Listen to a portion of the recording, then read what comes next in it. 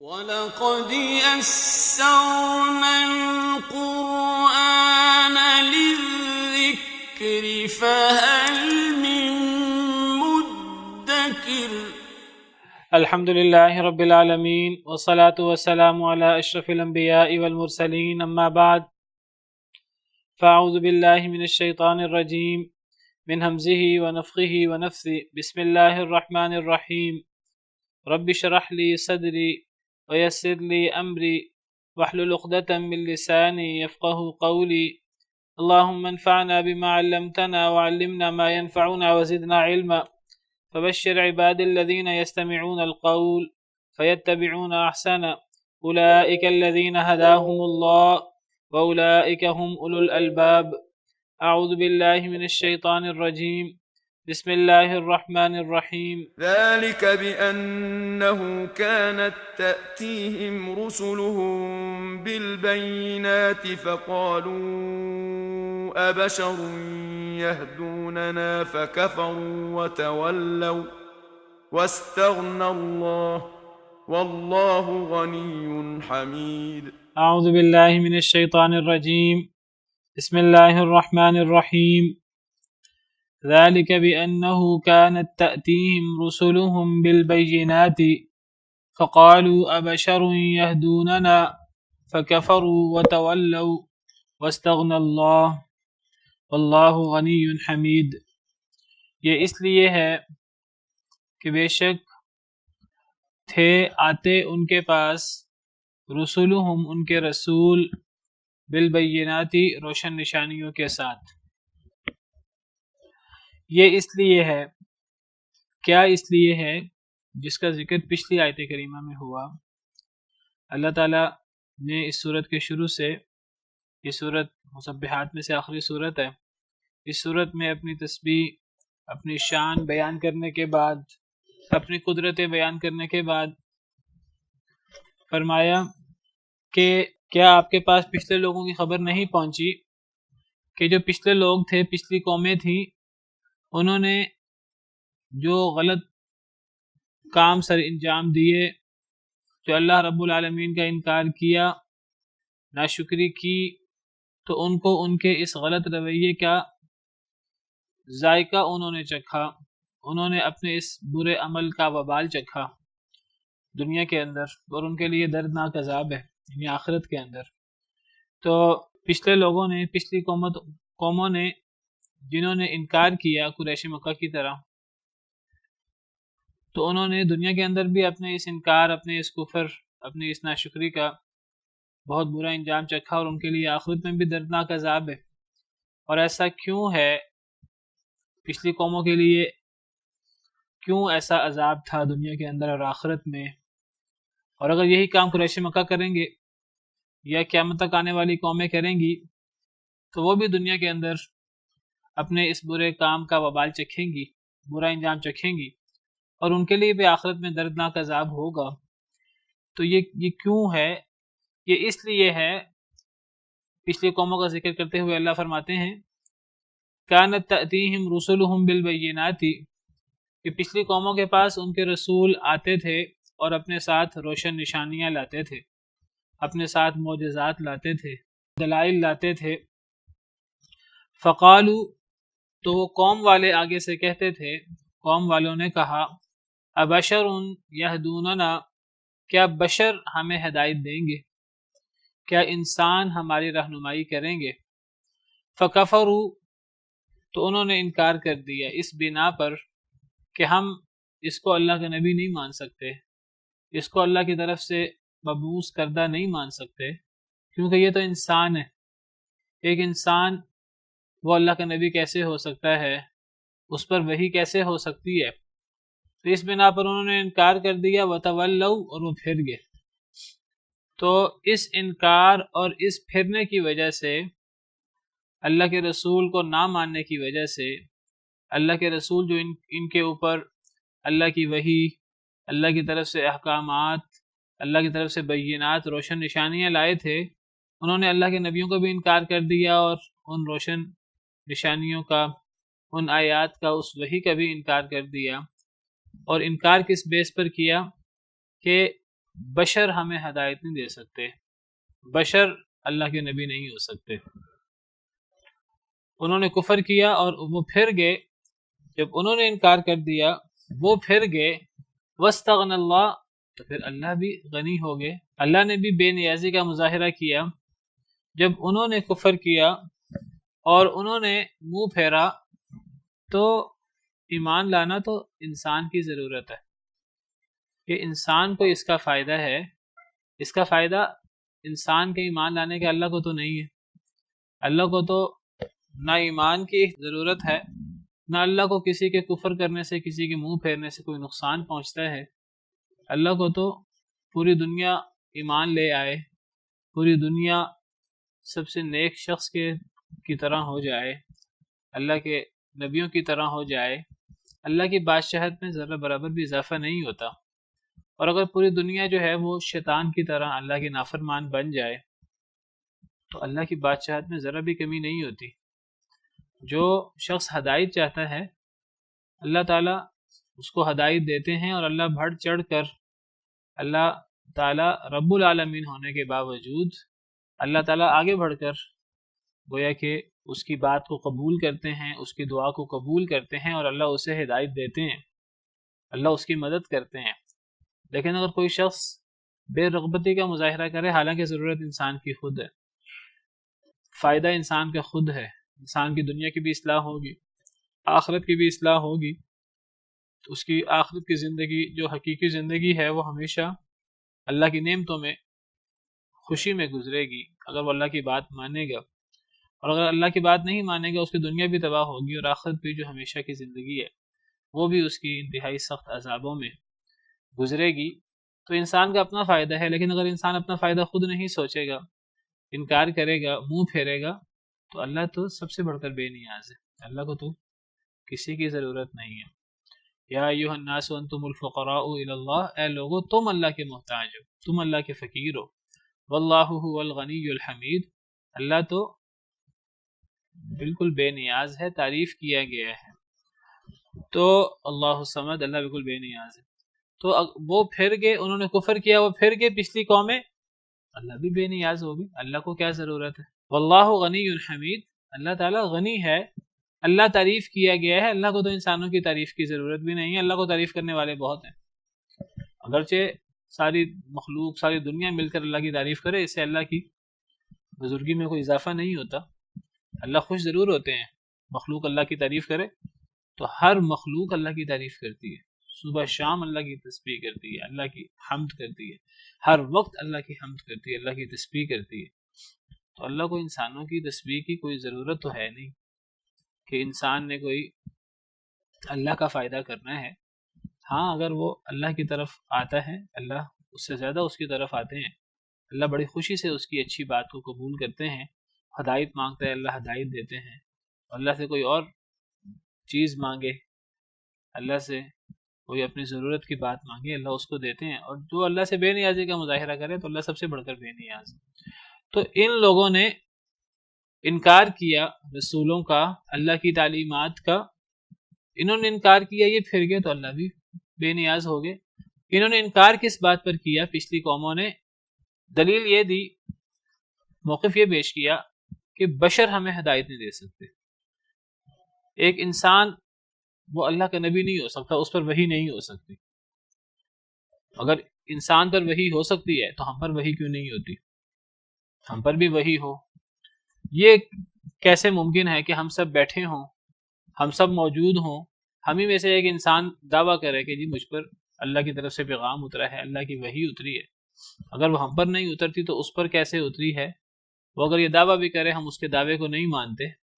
اگر اللہ کی وحی ہونی ہو تو اللہ کی وحی وہ کسی فرشتے پر ہو تو سمجھ آتی ہے، کسی انسان پر اللہ کی وحی وہ یہ دعویٰ کرے تو ہم اس دعوے کو ماننے کو تیار نہیں ہیں۔ ایک انسان وہ ہدایت نہیں دے سکتا، ایک انسان رسول نہیں ہو سکتا۔ یہ وہ اعتراض ہے جو قریش مکہ نے بھی بڑا بڑھ چڑھ کر کیا، اور حضرت نوح علیہ السلام سے لے کر جو پہلے رسول ہیں ان سے لے کر نبی کریم صلی اللہ علیہ وسلم تک تمام نبیوں پر، تمام رسولوں پر ان کی قوموں نے یہ اعتراض کیا کہ بشر رسول نہیں ہو سکتا. جی وہ کہتے تھے کہ یہ چونکہ بشر ہیں، ان کا بشر ہونا یقینی ہے، یہ ہمیں میں سے ہیں، ہمیں میں پیدا ہوئے ہیں، ہمارے ہی کنبے قبیلے میں سے ہیں، ہم ان کی پیدائش سے انہیں جانتے ہیں، تو یہ چونکہ انسان ہے تو ایک انسان رسول نہیں ہو سکتا. قالوا ان انتم الا بشر مثلنا، قوموں نے اپنے رسولوں سے کہا نہیں ہو تم مگر بشر ہمارے جیسے، کیونکہ تم ہمارے جیسے بشر ہو ہم تمہیں اللہ کا رسول نہیں مان سکتے. تو یہ اعتراض پچھلی تمام قوموں نے کیا اپنے انبیاء پر، تو تو نبی کریم صلی اللہ علیہ وسلم پر بھی قریش مکہ نے یہ اعتراض کیا چونکہ آپ بشر ہیں لہٰذا ہم آپ کو اللہ کا رسول نہیں مان سکتے. تو قرآن کریم میں یہ اعتراض موجود ہے مشرکین کا، اور قرآن کریم نے ہمیشہ اس اعتراض کا جواب دیا. یہاں سے دیکھیں، یہاں پچھلی تمام قوموں کی بات ہو رہی ہے، کسی خاص نبی کا ذکر نہیں ہو رہا. الم یأتکم نبأ الذین کفروا من قبل، کیا تمہارے پاس ان لوگوں کی خبر نہیں آئی جنہوں نے کفر کیا اس سے پہلے، نبی صلی اللہ علیہ وسلم سے پہلے، اس قریش سے پہلے جنہوں نے کفر کیا، کیا تمہارے پاس ان کی خبر نہیں پہنچی؟ تو ان تمام قوموں کے بارے میں اللہ فرما رہے ہیں کہ ان تمام قوموں نے اپنے رسولوں کا انکار کیا، اپنے رسولوں پر اترنے والی وحی کا انکار کیا، دلیل یہ پیش کی کہ یہ بشر ہیں ہمارے جیسے، تو ہم ان کو نہیں مان سکتے. قرآن کریم میں کئی مقامات پر اللہ نے ان کے یہ اعتراض ذکر کیے، ان کا جواب بھی ذکر کیا ہے. سورہ ابراہیم میں یہاں بھی تمام نبیوں کا ذکر ہو رہا ہے مشترکہ طور پر. اللہ تعالیٰ فرماتے ہیں کہ پرانی قوموں پر رسول آئے اور رسولوں نے اپنی قوموں کو دعوت دی، عمومی طور پر رسولوں کا پیغام ذکر ہو رہا ہے. یہ سورہ ابراہیم آیت نمبر 10 ہے.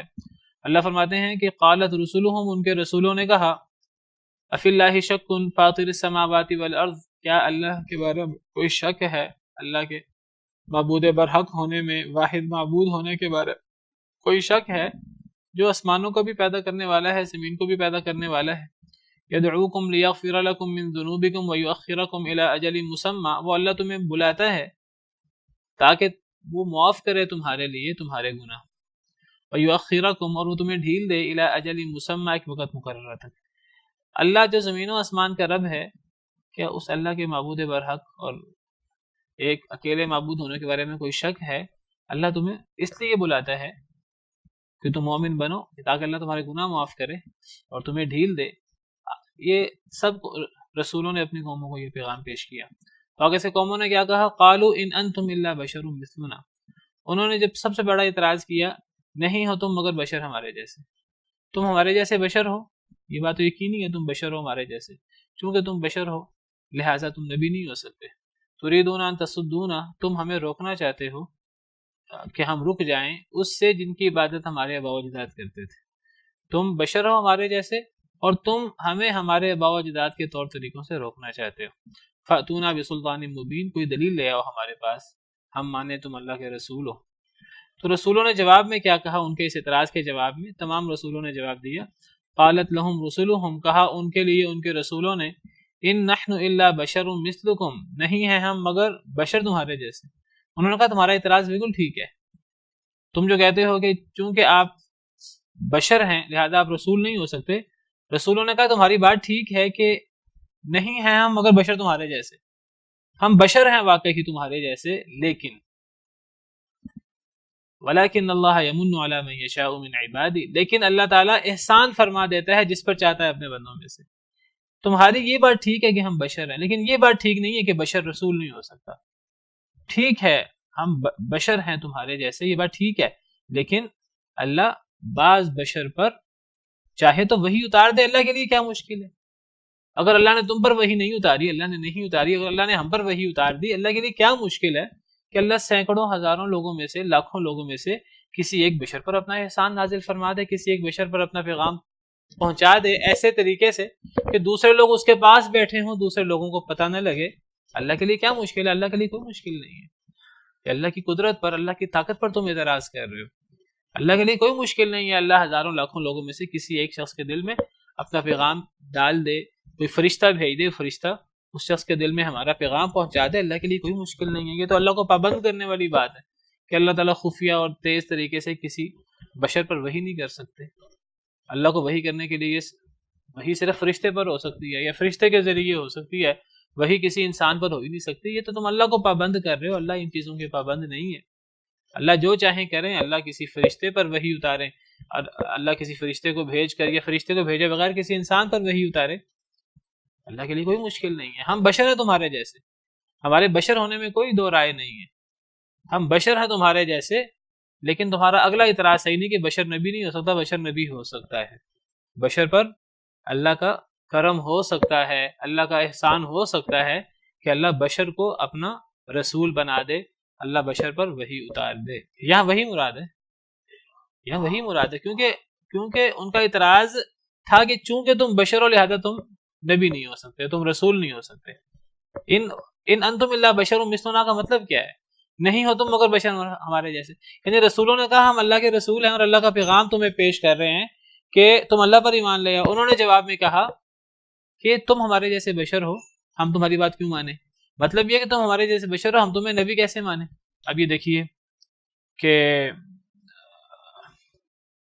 اصحاب القریہ سورہ یاسین میں ان کا ذکر ہے، تو ان کے بارے میں قرآن کریم میں موجود ہے کہ جب اصحاب القریہ کے پاس دو نبی آئے اللہ کی طرف سے، انہوں نے ان دونوں کا انکار کر دیا، اللہ تعالیٰ نے تیسرے بھی نبی بھیج دیے۔ ان تینوں نے جا کر اصحاب القریہ سے کہا، سورہ یاسین میں ذکر ہے، سورہ یاسین آیت نمبر 14، فقالوا انا الیکم مرسلون، ان تینوں نے کہا ہم تمہاری طرف بھیجے گئے ہیں، یعنی ہم مبعوث ہیں اللہ کی طرف سے، ہم رسول ہیں، ہمیں اللہ کا رسول مانو۔ انہوں نے جواب میں کیا کہا؟ ما انتم الا بشر مثلنا، نہیں ہو تم مگر بشر ہمارے جیسے۔ کیا مطلب؟ تم یہ جو کہتے ہو ہم رسول ہیں، ہم تمہیں رسول ماننے کو تیار نہیں ہیں، اور اس کی بیس کیا ہے، بنیاد کیا ہے کہ تم بشر ہو ہمارے جیسے، تم ہم ہی میں سے ہو، ہمارے جیسے بشر ہو، ہم تمہیں کیسے رسول مان لیں؟ رحمان نے کوئی شے نازل نہیں کی، تم جھوٹ بول رہے ہو کہ تم رسول ہو، یہ ہم جانتے ہیں تم بشر ہو، تو ہم تمہیں رسول ماننے کو تیار نہیں ہے، تم پر کوئی وحی نہیں اتری، ہم یہ ماننے کو تیار نہیں ہے۔ انہوں نے جواب میں کہا قالوا ربنا يعلم انا الیکم لمرسلون، انہوں نے کہا ہمارا رب جانتا ہے کہ بے شک ہم تمہاری طرف بھیجے گئے ہیں۔ اصل اعتراض ان کے رسول ہونے پر تھا، بشر ہونا تو ان کا یقینی تھا۔ انہوں نے اعتراض کیا تم بشر ہو لہذا تم اللہ کے رسول نہیں ہو، انہوں نے کہا ہمارا رب جانتا ہے، یہ قسم کا انداز ہے۔ اللہ یہ حضرت عیسیٰ کے زمانے سے پہلے تھے، یہ حضرت عیسیٰ کے زمانے کے بعد تھے، اللہ کو بہتر پتہ ہے کہ کس دور میں تھے۔ تو یہ رسول تھے جو اللہ نے بھیجے تھے اصحاب القریہ ان کے پاس۔ انہوں نے کہا اللہ جانتا ہے، تم کہتے ہو ہم بشر ہیں، ہم بشر ہونے کے باوجود ہمارا رب جانتا ہے کہ ہم بھیجے گئے ہیں، ہم رسول ہیں۔ تم کہتے ہو چونکہ ہم بشر ہیں ہم رسول نہیں ہیں، ہمارا رب جانتا ہے کہ ہم رسول ہیں۔ یعنی بشر رسول ہو جائے اس میں کوئی اعتراض والی بات نہیں ہے۔ اس میں اعتراض والی بات کیا ہے؟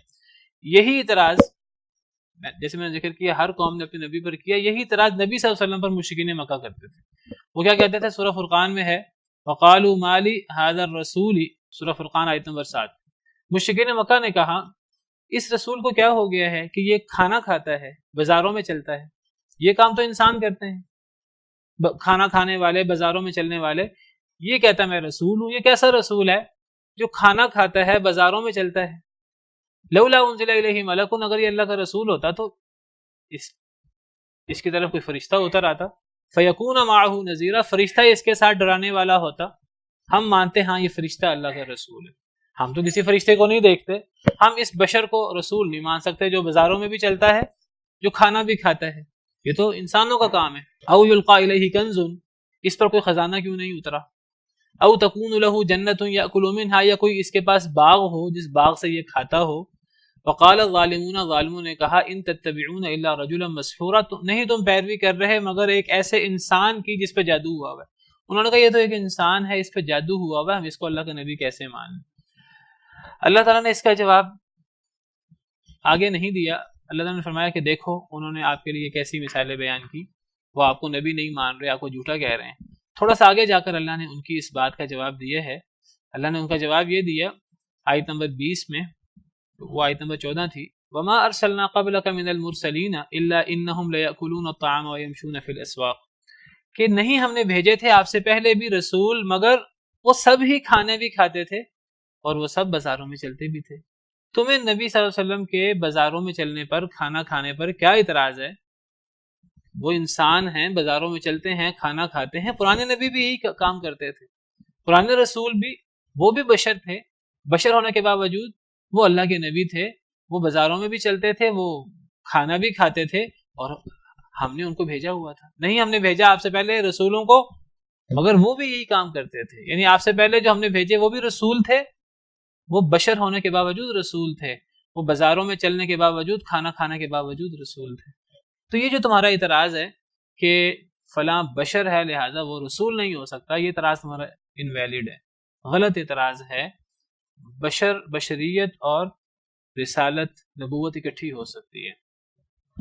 اللہ نے جگہ جگہ ان کے اس اعتراض کا جواب دیا. یہی بات قرآن کریم میں اللہ تعالیٰ نے کئی دفعہ نبی صلی اللہ علیہ وسلم سے کہلوائی. قرآن کریم کی کئی ایسی آیتیں ہیں، اللہ تعالیٰ نے فرمایا اے نبی آپ اعلان کر دیں کہ آپ کیا ہیں، لوگوں کو آپ کی ماہیت کا پتہ لگے کہ آپ کی اصل ماہیت کیا ہے. آپ کوئی نورانی مخلوق ہیں، آپ کوئی فرشتہ ہیں، آپ کوئی بشر ہیں. اللہ تعالیٰ نے فرمایا کہ آپ وضاحت سے کہہ دیں کہ وَلَا أَقُولُ لَكُمْ إِنِّي مَلَكٌ، سورہ انعام آیت نمبر 50. قُلْ لَا أَقُولُ لَكُمْ عِنْدِي خَزَائِنُ اللَّهِ، کہہ دیجئے میں تمہیں نہیں کہتا میرے پاس اللہ کے خزانے ہیں. وَلَا أَعْلَمُ الْغَيْبَ، میں یہ بھی نہیں کہتا کہ میں غیب جانتا ہوں. وَلَا أَقُولُ لَكُمْ إِنِّي مَلَكٌ، نہ ہی میں تمہیں یہ کہتا ہوں کہ میں فرشتہ ہوں. نہ میرے پاس اللہ کے خزانے ہیں، اللہ کے خزانوں کا مالک میں نہیں ہوں. نمبر 2 کہ میں غیب بھی نہیں جانتا، وہ اللہ کا خاصہ ہے. اور نمبر 3 میں یہ بھی نہیں کہتا کہ میں فرشتہ ہوں، میں فرشتہ بھی نہیں ہوں. میں تو اس وحی کی پیروی کرتا ہوں جو مجھ پر وحی کی جاتی ہے. تو یہاں نبی صلی اللہ علیہ وسلم کے بارے میں وضاحت ہو گئی کہ آپ نبی صلی اللہ علیہ وسلم فرشتہ نہیں ہیں، نوری مخلوق نہیں ہے. ایک اور آیت کریمہ میں فرمایا کہ اے نبی آپ اعلان کر دیجئے، سورہ کہف آخری آیت نمبر 110، قل انما انا بشر مثلکم یوحى الی انما الہکم الہ واحد، کہہ دیجئے سوائے اس کے کہ نہیں، اس کے علاوہ اور کوئی بات نہیں. انما حسر کے لیے آتا، اس کے علاوہ اور کوئی بات نہیں کہ میں بشر ہوں تمہارے جیسا، میں بشر ہونے میں تمہارے جیسا ہوں، تمہاری طرح کھاتا پیتا ہوں، تمہاری طرح بازاروں میں چلتا ہوں. جو بشر کو کے لوازمات ہوتے ہیں وہ میرے اندر موجود ہیں، لیکن مجھ میں اور تم میں فرق ہے. میں تمہارے جیسا بشر ہوں، مجھ پر وحی کی جاتی ہے، یہ اضافہ ہے. میرے اور تم میں جو فرق ہے بشر ہونے کے اعتبار سے میں تمہارے جیسا ہوں، لیکن مجھے اللہ نے یہ بہت بڑا کرم کیا ہے، مجھ پر بہت بڑا احسان کیا ہے کہ اللہ نے مجھے وحی کے لیے، رسالت کے لیے، نبوت کے لیے منتخب فرما دیا. اور جسے اللہ تعالیٰ نبی بنا لے، رسول بنا لے، وہ سب سے افضل ہو جاتا ہے، اس کا مقام فرشتوں سے بھی افضل ہو جاتا ہے. میں بشر ہونے کے اعتبار سے تمہارے جیسا ہوں، میری ماہیت بشر ہے، مٹی ہے. آدم مٹی سے تھے، میں بھی مٹی سے ہوں، ہم سب مٹی سے ہیں. میں بشر ہوں تمہارے جیسا، لیکن مجھ پر وحی ہوتی ہے. کیا وحی ہوتی ہے؟ کہ تمہارا معبود ایک ہی معبود ہے. تو یہ فرق ہے میرا اور تمہارا، وحی کے ہونے اور نہ ہونے کے. بشر ہونے کے اعتبار سے مجھ میں تم میں کوئی فرق نہیں. تو قرآن کریم میں جگہ جگہ پچھلی قوموں میں بھی اللہ نے اس اعتراض کا جواب دیا کہ بشر رسول ہو سکتے ہیں. اور نبی صلی اللہ علیہ وسلم بھی اللہ نے ان کو حکم دیا آپ بھی اپنے قوم کے سامنے اس بات کا اعلان کریں کہ تم کہتے ہو بشر رسول نہیں ہو سکتا، بشر رسول ہو سکتا ہے. میں تمہارے جیسا بشر ہوں، لیکن مجھ پر وحی ہوتی ہے، میں رسول ہوں. بشر پر رسالت، نبوت اتر سکتی ہے. اب پچھلی تمام قوموں نے انکار کیا کہ بشر رسول نہیں ہو سکتا. قریش مکہ نے انکار کیا بشر رسول نہیں ہو سکتا. قرآن کریم اس اعتراض کے جواب سے بھرا پڑا ہے کہ بشر رسول ہو سکتا ہے. لیکن اب آج اپنے آپ کو مسلمان کہنے والے، نبی کریم صلی اللہ علیہ وسلم کا اپنے آپ کو عاشق کہنے والے، آپ سے محبت کا دعویٰ کرنے والے، وہی اعتراض جو سیدنا نوح علیہ السلام سے لے کر نبی کریم صلی اللہ علیہ وسلم تک ہر قوم نے اپنے نبی پر کیا کہ چونکہ یہ بشر ہے، اس کا بشر ہونا یقینی ہے، لہذا یہ رسول نہیں ہے. ہمارے بھائی کہتے ہیں کہ نبی کریم محمد صلی اللہ علیہ وسلم کا رسول ہونا یقینی ہے، نبی ہونا یقینی ہے، لہذا آپ بشر نہیں ہیں. آپ تو رسول ہیں، اور رسول وہ عام بشر نہیں ہوتا، وہ ہمارے جیسا بشر نہیں ہوتا. رسول کچھ اور ہوتا ہے. ہم پوچھتے ہیں کیا ہوتا ہے؟ فرشتہ ہوتا ہے. وہ تو انکار ہو گیا، فرشتہ نہیں ہے. وہ کوئی نورانی مخلوق ہوتا ہے، وہ کوئی نورانی مخلوق نہیں ہوتا. اس کی ماہیت بشر کی ہے. تمام انسان مٹی سے ہیں. نبی صلی اللہ علیہ وسلم نے فرمایا میں مٹی سے ہوں. ہم سب حضرت آدم علیہ السلام کی اولاد سے ہیں. حضرت آدم علیہ السلام بشر تھے، نبی کریم صلی اللہ علیہ وسلم بشر ہیں. قرآن کہتا ہے کہ نبی کریم صلی اللہ علیہ وسلم بشر ہیں ہمارے جیسے. ہم میں اور ان میں فرق ہے کہ وحی کا، لیکن یہ کہتے ہیں کہ چونکہ وہ نبی ہیں، رسول ہیں، لہٰذا نبی اور رسول بشر نہیں ہو سکتا۔ میں کہتا ہوں کہ حضرت نوح علیہ السلام سے کہ نبی صلی اللہ علیہ وسلم تک جن لوگوں نے انکار کیا رسولوں کا، ان کے نتیجے میں اور ان لوگوں کے نتیجے میں کوئی فرق نہیں ہے، دونوں کی باتوں کا نتیجہ ایک ہی بنتا ہے۔ کس طرح؟ میں نے پہلے بھی 2 مرتبہ کئی دفعہ یہ بات کہی ہے، میں آپ کو دوبارہ سمجھا دیتا ہوں۔ میں یہ نہیں کہتا کہ ان کی بات بالکل ان لوگوں کی جیسی ہے، نتیجہ دونوں کی بات کا بالکل ایک ہے۔ نتیجہ کیا ہے وہ ذرا دیکھ لیجئے۔ پرانی قومیں کہتے تھے کہ چونکہ بشریت اور رسالت ممکن نہیں ہے، وہ کہتے تھے چونکہ اپنے رسولوں کو کہتے تھے آپ بشر ہیں لہٰذا آپ رسول نہیں ہیں، چونکہ آپ بازاروں میں چلتے ہیں، آپ کھانا کھاتے ہیں، آپ رسول نہیں ہیں، بشر رسول نہیں ہو سکتا، یہ پرانی قومیں کہتی تھی۔ اللہ نے جواب دیا ہے کہ بشریت اور رسالت کا جمع ہونا بالکل ممکن ہے۔ قل انما انا بشر مثلکم یوحی الی، وہ جو رسولوں نے کہا ان نحن الا بشر مثلکم ولکن اللہ یمن علی من یشاء من عبادہ، یعنی پرانی قوم کا اعتراض ہے، پرانی قوموں کا اعتراض ہے بشر رسول نہیں ہو سکتا، یہ ممکن نہیں ہے بشریت جمع رسالت۔ اللہ نے اس کا جواب جگہ جگہ قرآن میں دیا ہے، بشریت جمع رسالت بالکل ممکن ہے۔ قل انما انا بشر مثلکم یوحی الی کا مطلب یہ ہے، کہہ دیجئے میں بشر ہوں تمہارے جیسا، مجھ پر وحی ہوتی ہے، یعنی بشر اور رسول ایک شخصیت میں یہ دونوں شخصیتیں جمع ہو سکتی ہیں، یہی اللہ کا جواب ہے۔ اب پرانی قومیں کہتے ہیں کہ چونکہ بشر ہیں لہٰذا رسول نہیں ہیں، وہ بشر کا اقرار کرتی ہیں، پرانی قومیں رسالت کا انکار کرتی ہیں۔ اور ہمارے بھائی کیا کہتے ہیں؟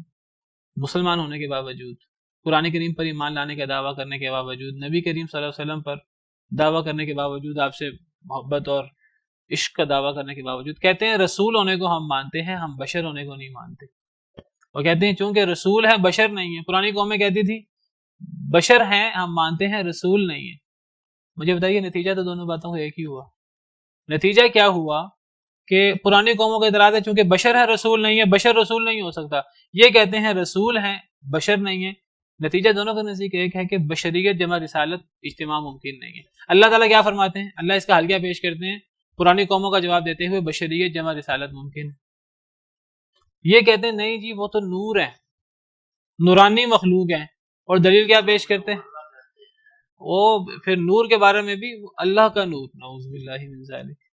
عیسائی حضرت عیسیٰ کے بارے میں کہتے ہیں وہ اللہ کا جز ہیں، اللہ کے بیٹے ہیں، یہ کہتے ہیں نور من نور اللہ، نور ہے اللہ کے نور میں سے، انہوں نے بھی اللہ کا جز بنا دیا نبی صلی اللہ علیہ وسلم کو۔ اور دلیل کیا ہے کہ قد جاءکم من اللہ نور و کتاب مبین، تمہارے پاس اللہ کی طرف سے نور آیا ہے اور واضح کتاب آئی ہے۔ کہتے ہیں یہ دو چیزیں نہیں ہیں، یہ ایک چیز ہے۔ قد جاءکم من اللہ نور و کتاب مبین، تمہارے پاس اللہ کی طرف سے نور آیا ہے اور کتاب مبین آئی ہے۔ کہتے ہیں کہ دونوں چیزیں ایک ہے کیونکہ اگلی آیت میں ہے یہدی بہ اللہ، وہ کہتے ہیں چونکہ اگلی آیت میں واحد کی ضمیر ہے، تو اس بات کی دلیل ہوئی کہ یہاں قد جاءکم من اللہ نور و کتاب مبین، سورہ مائدہ آیت نمبر 15۔ ہم کہتے ہیں کہ یہاں قد جاءکم من اللہ نور و کتاب مبین، یہ نور سے مراد جو ہے وہ کتاب ہے جو نور ہے، اور کتاب مبین سے مراد بھی کتاب ہے۔ اور اس کی دلیل یہ ہے کہ یہدی بہ اللہ، آگے واحد کی ضمیر آ رہی ہے، آگے ضمیر واحد کی آ رہی ہے۔ وہ کہتے ہیں نہیں، نور سے مراد نبی صلی اللہ علیہ وسلم ہے اور کتاب و مبین سے مراد کتاب ہے۔ ہم کہتے ہیں کہ یہ دو چیزیں ہیں، پھر آگے یہدی بہم اللہ آنا چاہیے، دونوں سے مراد ایک ہی چیز ہے، دو چیزیں نہیں ہیں، کیونکہ قرآن کریم میں جگہ جگہ نور سے مراد قرآن لیا گیا ہے۔ مثال کے طور پر قرآن کریم میں ہے وَأَنزَلْنَا إِلَيْكُمْ نُورًا مُبِينًا، یہ سورہ نساء آیت نمبر 174۔ یا ایھا الناس قد جاءکم برہان من ربکم وانزلنا الیکم نورا مبینا، اے لوگوں تمہارے پاس تمہارے رب کی طرف سے واضح دلیل آ چکی اور ہم نے تمہاری طرف نور مبین نازل کیا ہے، قرآن مراد ہے۔ اسی طرح قرآن کریم میں نبی صلی اللہ علیہ وسلم کا ذکر ہے کہ جو لوگ بھی نبی صلی اللہ علیہ وسلم پر ایمان لائے، نبی صلی اللہ علیہ وسلم کو تقویت دی، نبی کی مدد کی اور نبی کے ساتھ اترنے والے نور کی پیروی کی، اس نور کی پیروی کی جو نبی پر اترا، نور سے مراد قرآن ہے، قرآن کی تشریح کر رہا، نور سے مراد قرآن ہے۔ تو میں ذکر کر رہا تھا کہ قرآن کریم میں بہت سارے مقامات پر اللہ نے نور کا ذکر کیا ہے، اور نور سے مراد قرآن کریم میں جگہ جگہ قرآن مراد ہے. قرآن کو اللہ تعالیٰ نور فرما رہے ہیں، جیسے آپ کے سامنے یہ سورہ اعراف کی آیت نمبر 157 پیش کی ہے.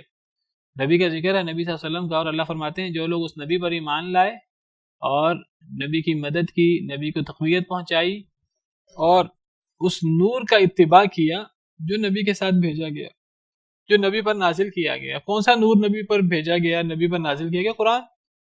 تو نور سے مراد قرآن ہے. بالکل اسی طرح یہ جو آیت کریمہ قد جاءکم من اللہ نور و کتاب مبین، یہاں نور سے مراد بھی قرآن ہے، کتاب مبین سے مراد بھی قرآن ہے. اور اس کی دلیل یہ ہے یہدی بہ اللہ، آگے واحد کی ضمیر ہے، اللہ ہدایت دیتا ہے اس کے ذریعے. اگر یہاں نور سے مراد نبی صلی اللہ علیہ وسلم ہوتے اور کتاب مبین سے مراد قرآن ہوتا تو یہدی بہم اللہ ہوتا. چلیں اگر بالفرض یہ بات مان بھی لیں، بالفرض تسلیم کر لیں قد جاءکم من اللہ نور و کتاب مبین میں نور سے مراد نبی صلی اللہ علیہ وسلم ہے، تو تب بھی کوئی قباحت کی بات نہیں ہے. نور سے مراد ہوگا کہ نبی کریم صلی اللہ علیہ وسلم نور ہدایت دینے والے ہیں، اللہ کی طرف سے نور ہدایت ہیں. تو نبی کریم صلی اللہ علیہ وسلم نور ہدایت ہیں. نور سے مراد یہ نہیں ہے کہ آپ کی ماہیت نور ہے، آپ نور سے پیدا ہوئے ہیں. نور سے تو فرشتے پیدا ہوئے ہیں. آپ کو پتہ ہے کہ جن آگ سے پیدا ہوئے ہیں، صحیح حدیث مبارکہ ہے، قرآن کریم میں بھی موجود ہے. جن آگ سے پیدا ہوئے ہیں اور انسان جو ہے وہ مٹی سے پیدا ہوئے ہیں. اور حدیث مبارکہ میں آتا ہے کہ فرشتے نور سے پیدا ہوئے ہیں. جن نار سے، انسان مٹی سے، اور فرشتے نور سے پیدا ہوئے ہیں. اور نبی کریم صلی اللہ علیہ وسلم فرشتے تو ہیں نہیں، صراحت ہے قرآن کریم میں. وہ انسان ہیں. قد جاءکم رسول من انفسکم، تمہارے پاس آئے ہیں رسول جو تم ہی میں سے ہیں. من انفسکم، تمہاری جانوں میں سے ہیں، تم ہی میں سے ہیں. لقد من اللہ علی المؤمنین اذ بعث فیہم رسولا من انفسہم، اللہ نے مومنوں پر احسان کیا کہ انہی میں سے رسول بھیجا. ہر نبی اپنی قوم پر، وہ اپنی قوم کا بھائی ہوتا تھا. قرآن کریم میں وَإِلَىٰ عَادٍ أَخَاهُمْ هُودًا وَإِلَىٰ مَدْيَنَ أَخَاهُمْ وَإِلَىٰ ثَمُودَ أَخَاهُمْ صَالِحًا وَإِلَىٰ مَدْيَنَ أَخَاهُمْ شُعَيْبًا. ہر نبی اپنی قوم کا بھائی ہوتا ہے. تو اگر نبی کو، اگر اس آیت میں نور سے مراد نبی بھی ہوں جیسے یہ کہتے ہیں، وہاں مراد نبی نہیں ہے، وہاں مراد قرآن ہے. اگر نبی بھی مراد لے لیے جائیں تو نبی کریم صلی اللہ علیہ وسلم نور ہدایت ہیں. وہ ہدایت کا منارہ نور ہیں، وہ ہدایت دینے والے ہیں، اللہ کی طرف رہنمائی کرنے والے ہیں. اس معنی میں اگر وہاں نور نبی کو کہا گیا ہے تو نور سے مراد نور ہدایت ہے. نبی کریم صلی اللہ علیہ وسلم صرف نور ہی نہیں ہے اس معنی میں، نبی کریم صلی اللہ علیہ وسلم تو منیر ہیں. قرآن کریم میں اللہ تعالیٰ نے آپ کو منیر قرار دیا ہے. انا ارسلنا یا ایھا النبی انا ارسلناک شاہدا ومبشرا ونذیرا وداعیا الی اللہ باذنہ وسراجا منیرا. اللہ نے آپ کو سراج منیر بنایا ہے. سراج منیر کیا ہے؟ ایسا چراغ یا ایسا سورج جو دوسروں کو روشنی دکھانے والا ہے، دوسروں کو منور کرنے والا ہے. نور ہوتا ہے جو خود منور ہو، اور منیر ہوتا ہے جو دوسروں کو روشن کرے. تو نبی کریم صلی اللہ علیہ وسلم تو سراپا ہدایت ہیں، سراپا نور ہیں لوگوں کے لیے، کہ آپ خود بھی ہدایت یافتہ ہیں اور دوسروں کو بھی اللہ کے حکم سے ہدایت دینے والے ہیں. وَإِنَّكَ لَتَهْدِي إِلَىٰ صِرَاطٍ مُسْتَقِيمٍ صراط اللہ الذی لہ ما فی السماوات وما فی الارض. آپ صراط مستقیم کی ہدایت دیتے ہیں لوگوں کو، اللہ کے راستے کی ہدایت دیتے ہیں اللہ کے حکم سے. تو اس معنی میں آپ خود بھی نور ہیں، خود بھی سراپا ہدایت ہیں، اور آپ لوگوں کو بھی ہدایت دینے والے ہیں. اگر وہاں نور سے مراد نبی صلی اللہ علیہ وسلم ہیں جس طرح بعض لوگ کہتے ہیں، اگر مان بھی لیا جائے تو وہاں مراد نور ہدایت ہوگا. یہ نہیں ہوگا کہ آپ کی ماہیت یا آپ کی اصل نور ہے. اور نور من نور اللہ کہنا یہ تو سری شرک ہے، شرک جلی ہے، اللہ معاف کرے. یہ تو بالکل عیسائیوں والی بات ہے. عیسائی حضرت عیسیٰ کو اللہ کا جز، اللہ کا بیٹا کہتے ہیں.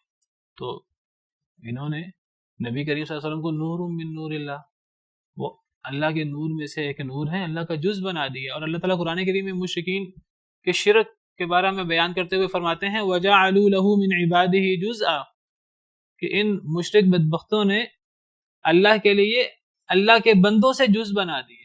وَجَعَلُوا لَهُ مِنْ عِبَادِهِ جُزْءًا، یہ شرک ہے. وَجَعَلُوا لَهُ مِنْ عِبَادِهِ جُزْءًا، سورہ زخرف آیت نمبر 15. اللہ فرماتے ہیں کہ یہ جو مشرک لوگ ہیں انہوں نے اللہ کے لیے اللہ کے بندوں سے جز بنا دیے، اللہ کے بندوں کو اللہ کا جز بنا دیے. ان الانسان لکفور مبین، انسان کتنا ناشکرا ہے، کتنا واضح ناشکرا ہے.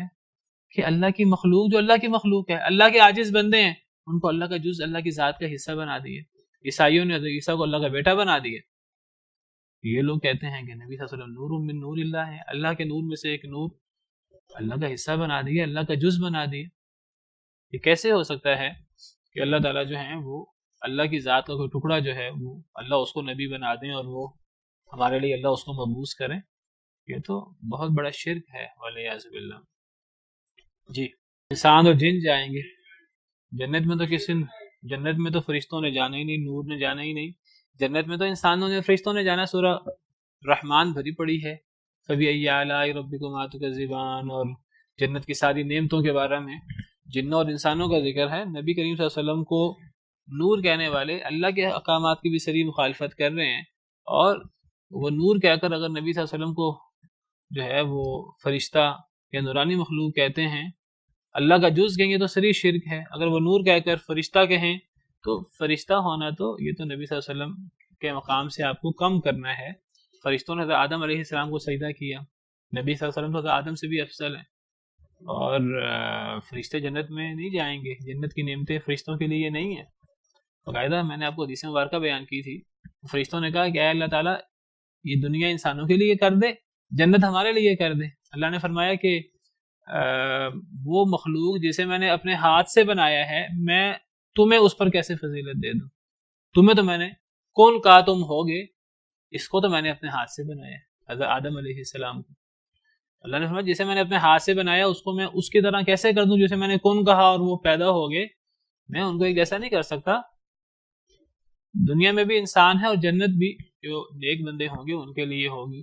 تو نبی کریم صلی اللہ علیہ وسلم کو بشریت سے نکال کر، انسانوں کی فہرست سے نکال کر نور قرار دے دینا، فرشتہ قرار دے دینا، یہ تو آپ کے مقام کو کم کرنا ہے. اصل میں دیکھیے واسطہ تو اس کا دیا جاتا ہے جس کا کسی پر زور چلتا ہو.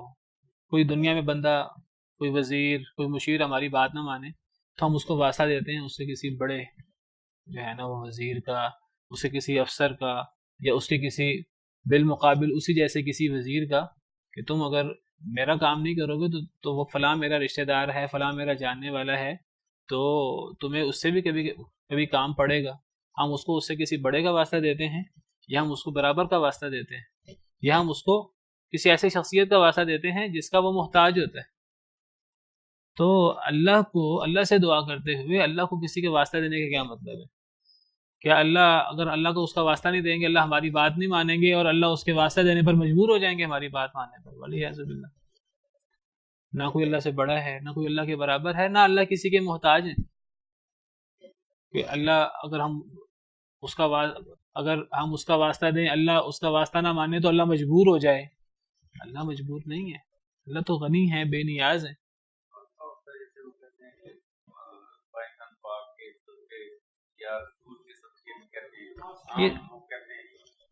تو یہ صدقے کا کیا مطلب ہے؟ اللہ تعالیٰ فرماتے ہیں کہ مجھے نہیں، ان کے پیچھے حقیقت ہوتی ہے، اور آج واسطہ ہوتا ہے. نبی کے عربی میں کہتے ہیں کہ بحق نبی جی ہی، نبی کے حق سے، نبی کے واسطے سے ہمیں اللہ معاف کر دے. اردو میں اس کو جو ہے صدقے کہہ دیتے ہیں. اللہ کو کسی کا صدقہ، کسی کا واسطہ کیوں دیا جائے؟ اللہ پر تو کسی کا کوئی حق نہیں ہے کہ اللہ کو کسی کا واسطہ دیا جائے، اللہ کو اس کی بات ماننی پڑے. جی، اس کی کوئی حقیقت نہیں ہے، لیکن لوگ کرتے ہیں. لوگ اللہ کو واسطہ دیتے ہیں اللہ کی مخلوق کا. تو اللہ کو اللہ کی مخلوق کا واسطہ کیوں دیا جائے؟ باقی جو سکھایا گیا ہے قرآن و حدیث میں، ہمیں وہ یہ سکھایا گیا اللہ کو اللہ کے ناموں کا واسطہ دینا چاہیے. اے اللہ تعالیٰ مجھے معاف کر دے، تو بہت معاف کرنے والا، رحم کرنے والا ہے. اللہم اغفر لی فإنک انت الغفور الرحیم. انسان اللہ کو اپنی نیکیوں کا واسطہ دے عاجزی کے ساتھ کہ اے اللہ تعالیٰ میں نے فلاں کام کیے ہیں خلوص کے ساتھ آپ کو راضی کرنے کے لیے، تو اے اللہ تعالیٰ مجھے معاف کر دے. تو نیکیوں کا واسطہ دینا جائز ہے. قرآن کریم میں اللہ نے ہمیں دعائیں سکھائی ہیں. ربنا اننا سمعنا منادیا ینادی للایمان ان آمنوا بربکم فآمنا ربنا فاغفر لنا ذنوبنا. اے اللہ ہم آپ پر ایمان لے آئے، اے اللہ تعالیٰ ہمارے گناہ معاف کر دے. ربنا اننا آمنا فاغفر لنا ذنوبنا. اے اللہ ہم ایمان لے آئے تو اے اللہ تعالیٰ ہمارے گناہ بخش دے. وہ 3 لوگوں کا واقعہ ہے، صحیح بخاری کے اندر بڑا مشہور ہے. وہ 3 لوگ غار میں پھنس گئے تھے، انہوں نے اللہ کو اپنے نیک اعمال کا واسطہ دیا تو اللہ تعالیٰ نے ان کو غار سے نکال دیا۔ اور پھر تیسری صورت کہ انسان کسی نیک زندہ بزرگ کے پاس جا کر انسان ان سے دعا کروا لے، خود بھی دعا کرے، ان سے بھی دعا کروا لے، تو اس سے بھی دعا قبول ہوتی ہے، اور یہ بھی ایک جائز صورت ہے۔ قرآن کریم میں سورہ نساء میں اس کا ذکر ہے، وَلَوْ أَنَّهُمْ ظَلَمُوا أَنفُسَهُمْ جَاءُوكَ فَاسْتَغْفَرُوا اللَّهَ وَاسْتَغْفَرَ لَهُمُ الرَّسُولُ لَوَجَدُوا اللَّهَ تَوَّابًا رَحِيمًا۔ اگر یہ صحابہ کرام اگر اپنے آپ پہ ظلم کر بیٹھیں، پھر یہ آپ کے پاس آئیں، پھر یہ خود بھی اللہ سے استغفار کریں اور اللہ کا رسول بھی ان کے لیے استغفار کرے، لَوَجَدُوا اللَّهَ تَوَّابًا رَحِيمًا، تو یہ اللہ کو توبہ قبول کرنے والا، رحم کرنے والا پائیں گے۔ تو انسان کسی بزرگ کے پاس چلا جائے، کسی زندہ بزرگ کے پاس، انسان خود بھی دعا کرے، وہ بھی دعا کرے، وہ دعا کرے۔ کسی بزرگ کی دعا ہمیں فائدہ دیتی ہے۔ کوئی فوت ہو جائے، اللہ کے پاس چلا جائے، تو اب ہم کہ اللہ تعالیٰ اس کے واسطے سے مجھے معاف کر دے، اللہ کو کسی کا واسطہ ہمیں کیوں دینا ہے؟ جس طرح ہم اپنے لیے دعا کریں، ہم کسی بزرگ سے کہیں وہ ہمارے لیے دعا کر دے، دعا فائدہ دیتی ہے۔ تو دعا کسی زندہ بزرگ سے کروانی چاہیے، تو زندہ بزرگ سے دعا کرائی جا سکتی ہے۔ یہ سمجھنا کہ نبی صلی اللہ علیہ وسلم کی قبر پہ جا کر بھی جو ہے وہ ہم استغفار کریں گے تو اللہ ہمیں معاف کر دیں گے، ہمیں نبی کا واسطہ دینا چاہیے قبر پہ جا کر، صحابہ کرام نے اس آیت کا مطلب یہ نہیں سمجھا۔ صحابہ کرام رضوان اللہ علیہم اجمعین وہ نبی کریم صلی اللہ علیہ وسلم کی حیات مبارکہ میں آپ کے پاس آتے تھے اور آپ سے دعا کا کہتے تھے، خود بھی دعا کرتے تھے، تو نبی صلی اللہ علیہ وسلم دعا کرتے، اللہ تعالیٰ دعا قبول کر لیتے۔ لیکن جب نبی کریم صلی اللہ علیہ وسلم فوت ہو گئے تو پھر صحابہ کرام سے یہ ثابت نہیں ہے کہ صحابہ کرام آپ کی قبر مبارک پہ آئے ہوں اور قبر مبارک پر آ کر آپ کی ذات کا واسطہ دیا ہو، اللہ کو وسیلہ دیا ہو۔ مشہور حدیث ہے صحیح بخاری کی، حضرت عمر نے اپنے دور میں قحط پڑا تو حضرت عمر نے اپنے حضرت عباس کے پاس آئے، حضرت عباس کو بلایا یا ان کے پاس آئے، کہنے لگے نبی صلی اللہ علیہ وسلم کے دور میں تو کبھی قحط پڑتا تھا، کبھی بارش نہ ہوتی تھی، ہم نبی صلی اللہ علیہ وسلم کے پاس چلے جاتے تھے، خود بھی دعا کرتے تھے، ان سے بھی دعا کرنے کا کہتے تھے، تو دعا کرتے تھے تو بارش ہو جایا کرتی تھی۔ اب ہم آپ کے پاس آئے ہیں، آپ نبی کے چچے ہیں، ہم بھی دعا کرتے ہیں، آپ بھی دعا کریں۔ انہوں نے دعا کی، اللہ نے بارش برسا دی۔ حضرت عمر جو ہے وہ نبی صلی اللہ علیہ وسلم کی قبر پہ کیوں نہیں گئے؟ تو اس آیت کریمہ کا مطلب یہ ہے کہ نبیوں کے پاس، زندہ بزرگ کے پاس جا کر ان سے دعا کرائی جا سکتی ہے، تو یہ جائز ہے۔ یہ 3 صورتیں جائز ہیں بالکل۔ جو چیزیں قرآن و حدیث میں موجود ہیں کہ انسان کسی کے لیے دعا کرے، اس کو جو ہے نا وہ فائدہ ہوتا ہے ہماری دعا سے، ہماری دعا کرنے سے، تو اسی طرح کو صدقہ کر دیا جائے ماں باپ کے لیے، کوئی کسی کا حج عمرہ وغیرہ رہتا ہو وہ کر لیا جائے، تو وہ اس کی طرف سے اس کو اس کا فائدہ ہوتا ہے۔ جی جی، نبی صلی اللہ علیہ وسلم کی مشہور دعا ہے، آپ نے فرمایا، آپ صلی اللہ علیہ وسلم نے مرض الموت میں آپ نے جو ہے یہ دعا کی، اور آپ نے فرمایا، صحیح بخاری وغیرہ کی روایت ہے شاید، کہ لعن اللہ الیہود والنصارى اتخذوا قبور انبیائہم مساجد، اللہ یہود و نصارہ پر لعنت کرے، انہوں نے اپنے نبیوں کی قبروں کو مسجدیں بنا لی ہے۔ اور آپ نے اللہ سے دعا کی کہ اے اللہ تعالیٰ میری قبر کو مسجد نہ بنانا، اور بعض آپ کی دعاؤں میں ہے کہ اے اللہ تعالیٰ میری قبر کو عیدگاہ نہ بنانا، تو میلے کی جگہ عیدگاہ، اور یہ آپ کی دعا ہے میری قبر کو اللہ تعالیٰ مسجد نہ بنانا۔ اور آپ نے فرمایا کہ اللہ یہود و نصارہ پر لعنت کرے، انہوں نے اپنے نبیوں کی قبروں کو عیدگاہ بنا لی ہے، مسجدیں بنا لی ہے۔ تو قبروں پر جانا بالکل جائز ہے، انسان قبروں پر جائے، وہ اپنے رشتہ داروں کی ہوں، وہ نیک لوگوں کی ہوں، نبیوں کی ہوں، لیکن انسان قبروں پہ جائے ان کے لیے دعا کرنے، اور انسان جو ہے وہ آخرت یاد کرنے کے لیے جائے۔ لیکن قبروں پر جانا جس طرح آج لوگ جاتے ہیں مزاروں پر اس نیت سے کہ وہاں جا کر ہم دعائیں کریں گے اپنے لیے، وہ بھی محتاج ہیں ہماری دعاؤں کے۔ قبروں پر جا کر ہمیں ان کے لیے دعا کرنی چاہیے۔ السلام علیکم اہل الدیار من المؤمنین والمسلمین انا انشاءاللہ بکم لاحقون نسأل اللہ لنا ولکم العافیہ۔ ہم اللہ سے اپنے لیے بھی تمہارے لیے بھی عافیت مانگتے ہیں۔ قبر پہ جا کر قبر والوں کے لیے دعا کرنی چاہیے، اور جا کر آخرت اور موت کو یاد کرنا چاہیے۔ یہ نہیں کہ قبر والوں کے پاس جا کر ہم قبر والوں سے اپنے لیے دعا کروائیں یا قبر والوں کو واسطہ وسیلہ بنائیں، یہ تو قبر پرستی ہے، یہ تو مزار پرستی۔ جی جی نہیں، جو قبر کی مصنون دعا ہے میں نے تو وہ ذکر کی۔ تو باقی انسان جو ہے وہ یہ کہے کہ جی میں قبر پہ جاؤں گا اور قبر پہ جا کر دعا کروں گا تو دعا زیادہ قبول ہوگی، اس نیت سے قبرستان جانا تو بالکل ناجائز ہے، حرام ہے۔ اس نیت سے کہ وہاں جا کر دعا قبول ہوگی. بھی اللہ تعالیٰ گھر میں نہیں سن سکتے؟ اللہ تعالیٰ مسجد میں نہیں سن سکتے آپ کی دعا؟ تو جو اللہ گھر میں سنتا ہے، مسجد میں سنتا ہے، تو اس کے لیے قبرستان جا کر کے جی وہ بزرگوں کے پاس جا کر دعا کریں گے تو دعا قبول ہوگی. تو یہ تو جو ہے وہ غلط طریقہ کار ہے. قبروں کی زیارت بالکل مسنون ہے، لیکن وہ موت کو یاد کرنے کے لیے اور ان کے لیے دعا کرنے کے لیے جو ہمیں دعا سکھائی گئی ہے قبرستان پہ جا کر. تو بہرحال تو اس سے پتہ لگا کہ نبی کریم صلی اللہ علیہ وسلم اور پرانے انبیاء سارے کے سارے بشر تھے ہماری طرح، اور وہ ساتھ ساتھ اللہ کے نبی تھے، اللہ کے رسول تھے. تو بشریت کے ساتھ رسالت کا اجتماع بالکل ممکن ہے، اور ایسا ہی ہوا ہے. جن لوگوں نے انکار کیا پرانی قوموں میں، قریش مکہ، انہوں نے اس بنا پر انکار کیا کہ یہ نبی، یہ تو چونکہ بشر ہیں لہذا رسول نہیں ہے. جنہوں نے انکار کیا، جو پھر کے اللہ فرماتے ہیں وَاسْتَغْنَى اللَّهُ، اللہ بھی بے نیاز بن گئے اور اللہ تعریف کیے گئے ہیں بے نیاز ہیں.